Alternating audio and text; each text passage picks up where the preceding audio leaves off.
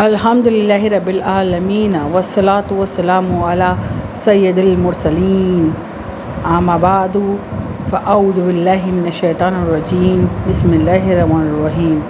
روزی میں برکت کا وظیفہ۔ شیطان لاکھ سستی جلائے یہ مکمل کر لیجئے، انشاءاللہ معلومات کا انمول خزانہ ہاتھ آئے گا۔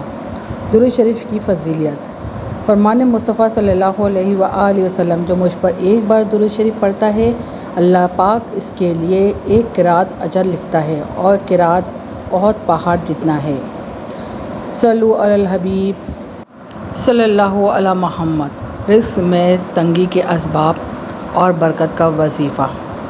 سوال: رزق میں تنگی کا سامنا رہتا ہے، یہ ارشاد فرمائیے کہ کس کس سبب سے رزق میں کمی ہوتی ہے، نیز رزق میں کشادگی کا وظیفہ بھی ارشاد فرما دیجیے۔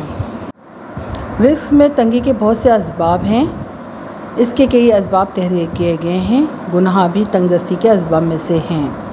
کئی اسباب ایسے ہیں جو گناہ تو نہیں ہیں لیکن ان کی وجہ سے رزق میں تنگی ہوتی ہے۔ مثلاً رات کو جھاڑو نکلنا، خصوصاً کپڑے سے، اسے تنگ دستی کا ایک سبب قرار دیا گیا ہے۔ اسی طرح بغیر ہاتھ دھوئے، ننگے سر، اندھیرے میں دروازے پہ بیٹھ کر، میت کے قریب چارپائی پر بغیر دسترخوان بچھائے، نکلے ہوئے کھانے میں دیر کر کے کھانا، لہٰذا کھانا آ جائے تو شروع کر دیجیے۔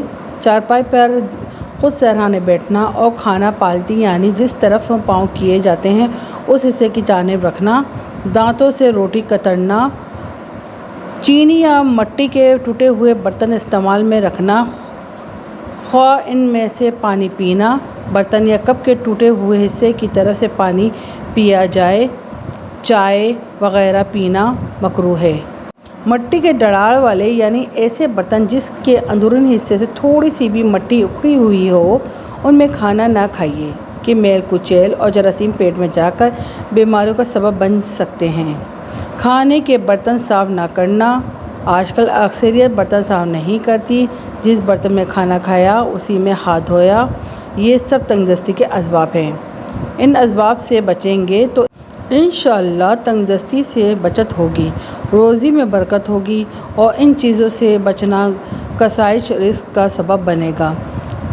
تنگ دستی دور کرنے کے لیے نماز فجر کے بعد یا وہابو 300 بار پڑھیے، انشاءاللہ روزگار کی پریشانی دور ہوگی۔